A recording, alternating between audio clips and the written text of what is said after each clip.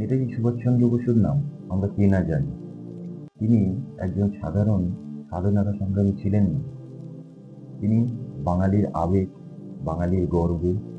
কিন্তু প্রশ্ন হচ্ছে, নেতাজিকে নিয়ে আজও কেন এত সমালোচনা হয়? এর প্রথম এবং প্রধান ব্যাখ্যা হলো, ইতিহাসে নেতাজিকে নিয়ে যে ব্যাখ্যা করা হয়েছে।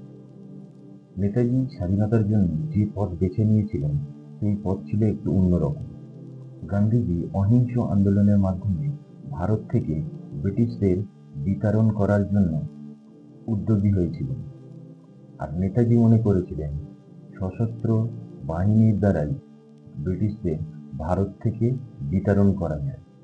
এই কারণে তার রাজনৈতিক এই পদ্ধতি নিয়ে এখনো বহু বিতর্ক আছে।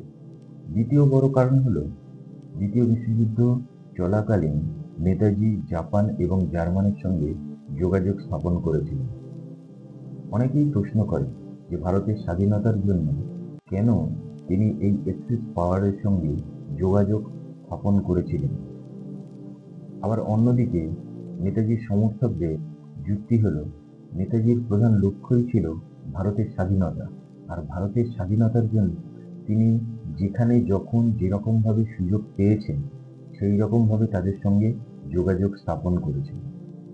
তৃতীয় কারণটা হলো রাজনীতি। নেতাজির জনপ্রিয়তা এতটাই বেশি ছিল যে বর্তমান সময় পর্যন্ত বহু রাজনৈতিক দল তার ন্যাশনালিজম, তার পেট্রিয়টিজম এবং আইএনএকে নিয়ে যেসব বাক্য ব্যবহার করেন, সেগুলো কেবলই তার পপুলারিটির জন্য। আর এখান থেকেই শুরু হয় নতুন বিতর্ক। কেউ বলেন এগুলো আসলে নেতাজিকে সম্মান প্রদর্শন করা হচ্ছে। আবার কেউ বলেন নেতাজির লেগেসিকে রাজনৈতিকভাবে ব্যবহার করা হচ্ছে। আর একটা বিষয় কিন্তু খুবই গুরুত্বপূর্ণ, সেটা হলো নেতাজি হলো বাঙালির আবেগ। নেতাজিকে নিয়ে কোনো বক্তব্যই মানুষ কেবল একটা রাজনৈতিক বক্তব্য হিসেবে নেয় না, কারণ নেতাজি বাঙালির কালেকটিভ মেমোরিতে বরাবরই স্থান করে রেখেছে। তাই নেতাজিকে নিয়ে কোনো নেতিবাচক বক্তব্য হলে অনেকেই মনে করেন এটা শুধুমাত্র কোনো নেতাকে নিয়ে বক্তব্য না, এটা বাঙালির গর্বকে আঘাত করে। তবে এখানে একটা পার্থক্য আমাদের বুঝতে হবে।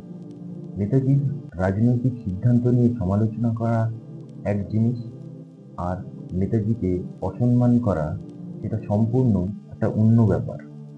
ইতিহাস নিয়ে প্রশ্ন উঠতেই পারে, নেতাজির কর্মপদ্ধতি বা রাজনৈতিক পদ্ধতি নিয়ে সমালোচনা হতেই পারে।